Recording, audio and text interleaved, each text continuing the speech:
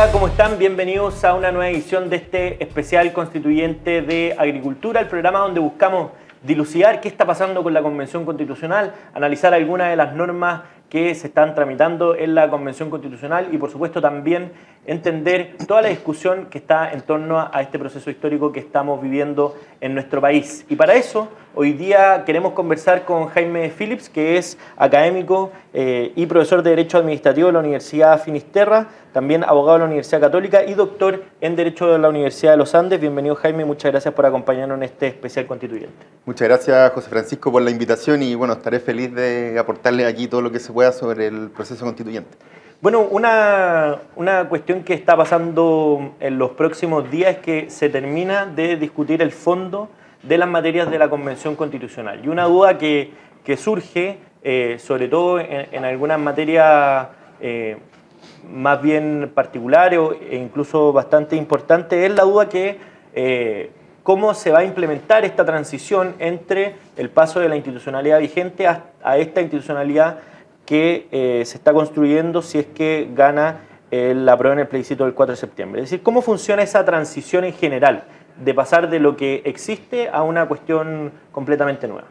Bueno, ciertamente lo que dices tú, José Francisco, es una inquietud que pueden tener muchos, ¿cierto? Porque finalmente, independientemente de si uno considera que el proceso está yendo bien, está yendo mal, ¿cierto? O sea, eso es algo que ya debiese quedar cerrado con la discusión de fondo. Lo que nos tenemos que preguntar ahora es cómo vamos a pasar de la antigua Constitución, de la actualmente vigente, a la nueva Constitución. Y en ese sentido no es un tema fácil, de ningún punto de vista, porque uno ha visto en la discusión pública y en la información que se ha transmitido de la Convención la cantidad de cambios que hay, ¿cierto? De cosas nuevas que se van a incorporar, nuevos organismos públicos, nuevos criterios de funcionamiento del Estado, de todo tipo de cosas, desde recursos naturales hasta, por ejemplo, el tema de la perspectiva de género que se va a implementar en muchos lugares. Y en ese sentido no es fácil, ¿cierto? Porque las transiciones, claro, si nosotros quisiéramos transitar a un régimen similar o mayormente similar al que tenemos ahora, la transición no sería gran problema, realmente. El tema acá, ¿cierto?, es que dado la radicalidad y la profundidad de los cambios que se están proponiendo, de lo que está aprobado hasta ahora, eso hace que el salto de un régimen a otro sea más difícil. O sea, los problemas de transición van a ser cada vez más complejos. Quisiera como simplemente poner un ejemplo. Entonces imagínense que nosotros tenemos un computador, ¿cierto?, no sé, que lo tenemos funcionando desde el año 80, con un sistema operativo, y con esta nueva constitución nosotros lo que vamos a hacer es cambiar ese sistema operativo por otro. Lo que vamos a cambiar, porque finalmente lo que estamos cambiando es un papel, ¿cierto? Es una constitución que tiene unas normas, que tiene orientaciones para el funcionamiento del Estado y para cómo el Estado se va a relacionar con las personas. Y claro, si nosotros simplemente llegamos e instalamos un nuevo sistema operativo en un computador antiguo, claro, podrían haber dificultades, ¿cierto? Porque primero, por ejemplo, no sabemos si el hardware, por ejemplo, la memoria RAM, el disco duro, el procesador de nuestro computador antiguo va a poder soportar o va a poder correr el nuevo sistema operativo. Y en ese sentido, nosotros podríamos asimilar el computador a la institucionalidad, ¿cierto? A las instituciones reales que nosotros tenemos. Porque finalmente, de un día para otro, las instituciones que tenemos ahora van a tener que funcionar con nuevos criterios, con un nuevo sistema. Quizá ese software requiere nuevas piezas, nuevos elementos para poder funcionar correctamente. Y ahí, cuando uno hace una especie de análisis histórico respecto a los cambios constitucionales que hemos tenido a lo largo de la historia de Chile, siempre en los cambios constitucionales ha primado lo fáctico o la situación de hecho que ha como redundado en un cambio institucional. Pienso en la Constitución del 33, en la del 25 que se terminó implementando el 32 y por supuesto lo que pasó en el 73 con la Constitución después del 80. Pero hoy día vemos que está siendo distinto el proceso no solamente porque hay una intención al menos de hacerlo bastante más institucional que lo que hemos visto anteriormente, pero también se está produciendo un cambio mucho mayor respecto a la institucionalidad anterior que los procesos constituyentes que hemos vivido en el pasado. Entonces, a tu juicio, ¿cuáles son las particularidades de este cambio constitucional en particular, además de estos elementos institucionales, sino que también respecto al contenido? Bueno, yo, claro, como dices tú, desde la perspectiva histórica, uno puede ver que cada constitución que hemos tenido, digamos, nace, es la conclusión de una crisis institucional previa, ¿cierto? Entonces, de algún modo, cada instrumento constitucional que nosotros hemos tenido va incorporando cosas que son producto del aprendizaje de las distintas crisis que han habido. Por ejemplo, si mal no recuerdo, la Constitución del 25 incorporó este mecanismo de que cuando se presenta la ley de presupuesto, el proyecto de ley de presupuesto, el Congreso tiene un plazo para aprobarlo, y de lo contrario, si no lo aprueba dentro de ese plazo, rige la propuesta del Ejecutivo. O sea, eso es un aprendizaje de la crisis institucional de 1891. También la crisis de 1973 también nos dejó un aprendizaje en el sentido de, por ejemplo, proteger un poco más el derecho de propiedad frente a usurpaciones de hecho, ¿cierto? Por ejemplo, la Constitución del 80 incorporó esta regla de que nadie puede ser privado de su propiedad ni de ninguno de los atributos esenciales. Ya, ahí lo que está apuntando eso es, más que el instituto de la expropiación, que quedó también reforzado en la Constitución del 80, es a la privación de hechos. ¿Sí? ¿Qué hacer con el derecho de propiedad frente a tomas o privaciones, usurpaciones?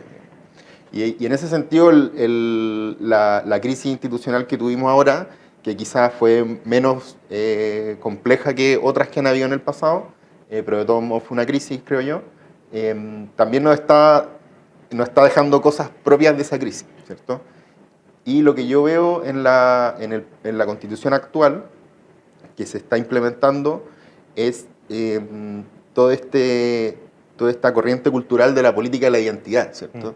Que como que ve la política y ve como el espacio público como muy desde la perspectiva de las tensiones que hay entre distintos actores de la sociedad. Por ejemplo, la tensión entre las regiones y la capital, ¿cierto? O sea, en la Constitución está muy marcado eso de la tensión, y por eso la nueva Constitución está consagrando autonomías regionales, autonomía fiscal regional. O sea, ¿qué quiero decir con autonomía fiscal? Es la posibilidad de que las regiones puedan tener su propio sistema o sus propios tributos que cobran en la región.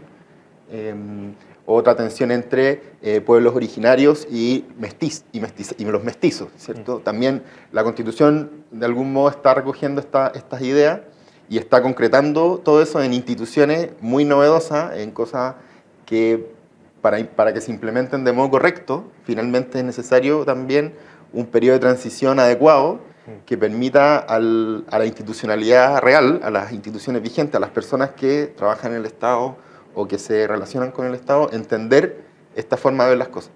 Y desde ese punto de vista, ¿cuál te parece que sean los temas más complejos de aplicar o que van a requerir un periodo de transición o una forma de transición que requiere entre acuerdos políticos o también hacerlos con calma? Porque obviamente hay establecer garantías y derechos para que no sea una mera declaración de buenas intenciones, requiere también adaptar la institucionalidad a eso, a esas declaraciones, o también de pronto los cambios en el sistema político, cuando ya hay una institucionalidad funcionando, requiere este periodo de transición. De hecho, ya empezó y va a adquirir más importancia cada vez esta comisión de normas transitorias precisamente para eso. ¿Cuáles a ti te parece que son los temas a los que hay que ponerle más ojo? Bueno, primero quisiera decir una cosa general, que, claro, independientemente de que uno esté de acuerdo con estas cosas nuevas que está proponiendo la Convención Constitucional, es muy importante que ya sea, si se llega a aprobar esto, que se haga bien. O sea, en este sentido, los convencionales de la Comisión de Normas Transitorias tienen una gran responsabilidad, ¿cierto? Una responsabilidad muy grande porque finalmente son ellos los que van a crear la normativa y crear los plazos y los términos necesarios para que esto se implemente bien. Porque de lo contrario, una implementación abrupta puede incluso terminar traicionando a la propia Constitución, ¿cierto? Si se implementa mal, podría ocurrir, ¿cierto? Si no se implementa de forma gradual o con sentido común, podría ocurrir que incluso si fuese buena la propuesta, la gente termine rechazándola o la institucionalidad termine rechazándola porque se implementó mal, el programa se instaló en un momento en que el hardware del aparato no lo podía correr. Entonces quizás eso no es un problema del software, sino que es un problema de cómo lo hicimos, ¿cierto? Cómo lo implementamos. Y yo creo que, por ejemplo, cosas que van a cambiar, que están ahora aprobadas por la convención, tienen que ver, por ejemplo, con el sistema político. Por ejemplo, cómo se va a adaptar cómo se van a adaptar los partidos y el sistema político a esta forma de que aquellas leyes que requieren el patrocinio del presidente de la República ahora se hacen no a través de su iniciativa exclusiva. O sea, antes en la Constitución actual hay ciertos temas que solo pueden discutirse por iniciativa presidencial, de la presidencia.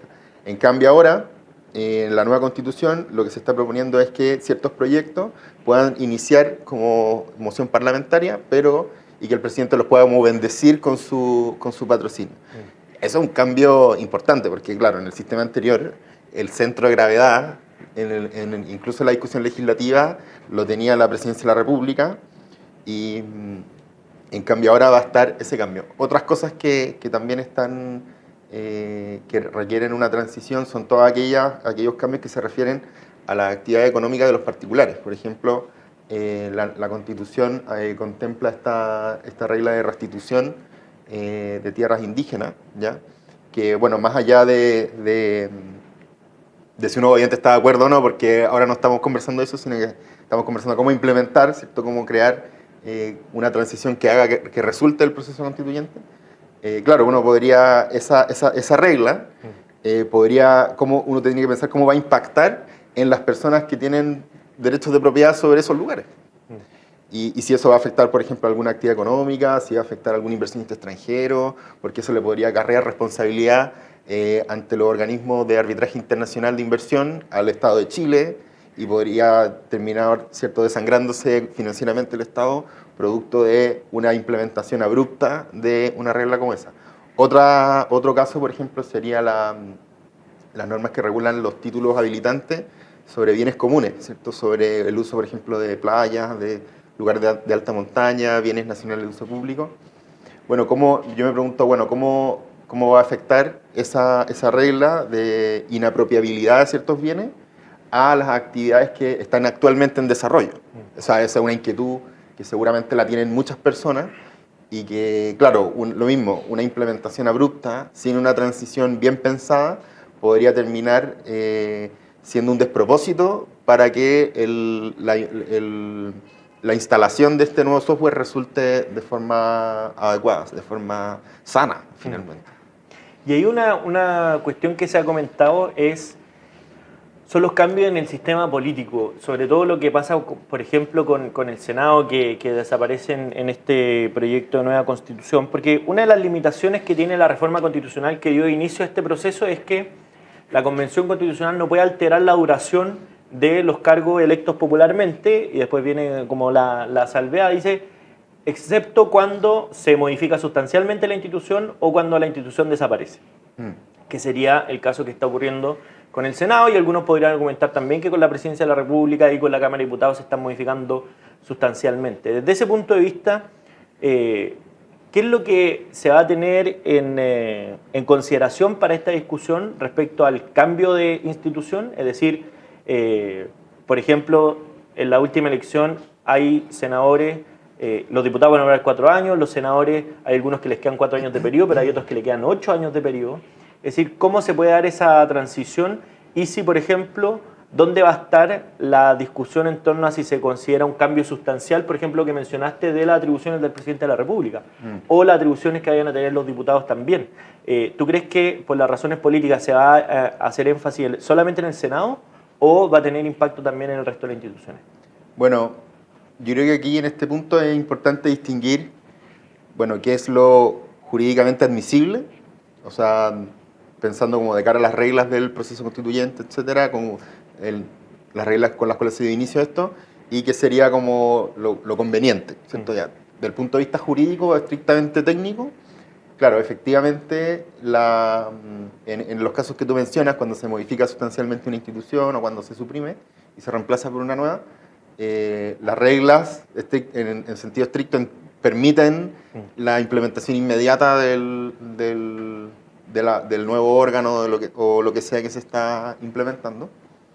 Pero yo creo que en esta discusión los convencionales que forman parte de esa comisión de normas transitorias tienen que pensar con más altura de mira, ¿cierto? O sea, uno no puede pensar que porque tiene el poder de darle efecto inmediato a una decisión, necesariamente tiene que hacerlo. O sea, tiene que pensar también que para el buen resultado de lo que ellos mismos están proponiendo, es necesario pensar bien cómo se va a implementar y cómo el sistema político necesita un tiempo para digerir y madurar los criterios que le están entregando, los criterios de funcionamiento que le están proponiendo, para que se utilicen bien. Entonces, en ese sentido, yo creo que una buena idea, siempre es una buena idea, respetar las decisiones democráticas que ya fueron tomadas por la ciudadanía. Porque finalmente eso permite primero, que las personas que votaron por eso en esas elecciones no se vean defraudadas por lo que decidieron, y al mismo tiempo también da este tiempo para madurar y digerir lo que es necesario como empezar a hacer. En ese sentido, claro, por ejemplo, en vez de pensar en efectos inmediatos, uno podría pensar en transiciones ojalá holgadas de 4 o 5 años, o sea, respetar las decisiones democráticas ya tomadas y pensar en una transición un poco más larga, ¿cierto? Para que haya tiempo para madurar y para pensar bien cómo va a funcionar el sistema político, porque si no es caos. Y obviamente todos queremos que haya orden, que haya seguridad, no que haya desorden. Y ahí, relacionado también con el momento actual en que estamos, donde ya la Convención Constitucional ha aprobado cerca de 500 artículos, se ha pronunciado sobre el fondo, las comisiones que quedan por funcionar, que son armonización, normas transitorias y preámbulo, tienen la gran limitación que no pueden modificar el fondo del contenido que ya se ha aprobado por el Pleno. Si tuviéramos que hacer una pincelada de los temas que a ti te parecen que quizás son más complejos para aplicar a la institucionalidad vigente, porque muchas veces lo que se dice también es que claro, la Convención va no solamente un paso más allá, sino varios pasos más allá de la idiosincrasia chilena, por ejemplo, con lo que está pasando con el indigenismo y con las normas que se están replicando de otros países que muchas veces no comparten la idiosincrasia de nuestro país. Bueno, allí yo creo que, claro, quizás tu pregunta la podemos descomponer en dos desafíos. El primer desafío es, yo creo que va más de la mano de la Comisión de Armonización, porque, claro, esta política de la identidad que hay hoy día de grupos que buscan, ¿cierto?, afirmarse frente a un adversario o a un alter ego, ¿cierto?, lo que genera, ¿cierto?, eso es que van a haber muchas tensiones, ¿cierto? Es una constitución que yo creo que, como pone tanto énfasis en las tensiones que hay entre distintos grupos, lo que nos va a pasar es que va a ser difícil compatibilizarlas todas. Entonces ahí la Comisión de Armonización tiene un desafío importante de ver cómo construir algo coherente, algo razonable que permita armonizar, digamos, todas las pretensiones de estos distintos grupos, y algo que sea también, obviamente, acorde a la idiosincrasia de nuestro país. Y por otro lado está el tema de la transición, que eso es un poco distinto, porque ahí en ese punto hay que evitar, yo creo, algunas tentaciones que uno puede tener, porque evidentemente las personas que están, los convencionales que están proponiendo este texto, y ahora, una premisa básica de esto es que ellos consideran que ese texto es mejor que el que tenemos ahora, ¿cierto? O sea, obviamente uno cree en la buena fe de las personas y dice, ya, este texto es mejor. Y en ese contexto, cuando a todos nos ha pasado que se nos ocurre una buena idea y la queremos implementar al tiro, queremos que funcione al tiro lo antes posible para estar mejor, ¿cierto? En la casa, no sé, se me junté unas lucas y quiero comprar una buena estufa para estar calentito y quiero hacerlo al tiro, ¿cierto? Ya.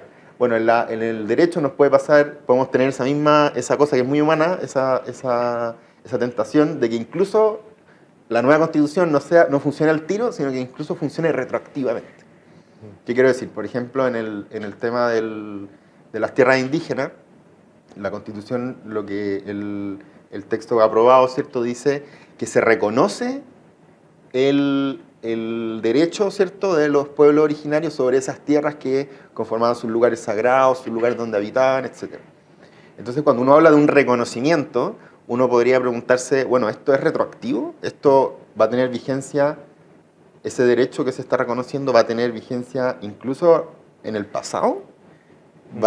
¿Cómo se va a hacer eso? Eso de reconocer muchas veces injusticia histórica puede ser bueno o malo, ¿cierto? No estamos en esa discusión, pero el empezar a cambiar el pasado, obviamente de un modo un poco artificial, siempre es difícil. Entonces, yo creo que en ese punto habría que introducir una buena norma transitoria que matice ese reconocimiento para decir, porque lo que a nosotros nos importa respecto de ese problema es, bueno, arreglarlo de ahora en adelante, arreglarlo de aquí en el futuro. No podemos cambiar el pasado, lo que sí podemos hacer es hacer las cosas mejor de aquí en adelante. Entonces, que sería interesante que eso quede bien plasmado en las normas transitorias para que en el fondo no crearnos un problema adicional. Otra tentación que es importante evitar es esto que mencionábamos del inmediatismo. Aquí hay que evitar a toda costa el inmediatismo porque eso podría traicionar a la propia Constitución. Yo sé que entre los abogados hay una frase que se repite mucho, que es que en el derecho público las normas rigen in actum, ¿cierto? Inmediatamente.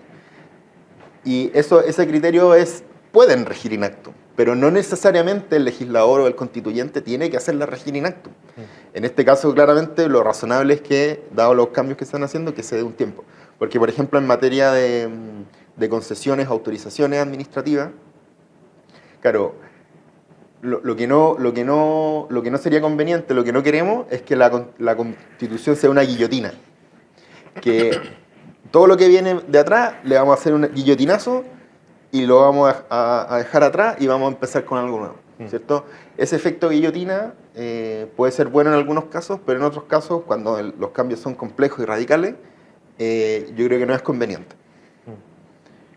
Así que en ese sentido me parece que lo razonable sería eso, pensar en transiciones largas, hacerse cargo de actividades o proyectos que se vienen desarrollando de antes y darles un tiempo para adaptarse a la nueva institucionalidad y así evitar, por ejemplo, demandas ante tribunales internacionales u otras instancias, ¿cierto?, de ese estilo.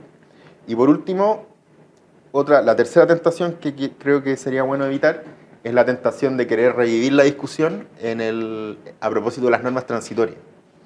Porque finalmente, claro, una de las esquirlas que dejó la discusión de los retiros previsionales es que esa idea se implementó a través de una reforma constitucional a sus normas transitorias. Claro. ¿Bajo qué idea? Bajo la idea de que una norma transitoria es una norma que dura un rato. Y nada que ver, pues nada más alejado de la realidad. Una ley que tiene un plazo de vigencia es una ley propiamente tal, ¿cierto? Es una ley que dura un tiempo para cumplir un determinado fin. Y una norma transitoria no es eso, no es un momento para proponer las cosas que yo quiero que duren un rato, o darles órdenes a los organismos públicos para que hagan cosas por un rato. No es eso. Una norma transitoria es que tenemos una ley vigente que queremos derogar o modificar, tenemos un proyecto de ley que se está discutiendo y lo que queremos hacer es cómo vamos a pasar de una a la otra, ¿cierto? No leyes que duran un rato, o sea, en ese sentido la forma en que se han hecho cosas a través de cambios a las normas transitorias es bastante artificial. Y en ese sentido el llamado sería en ese caso hacerlo bien, a usar las normas para lo que son, para regular el cambio y no para cargar de más trabajo a los organismos que van a estar encargados finalmente, a las instituciones reales que van a estar encargadas de implementar la nueva Constitución.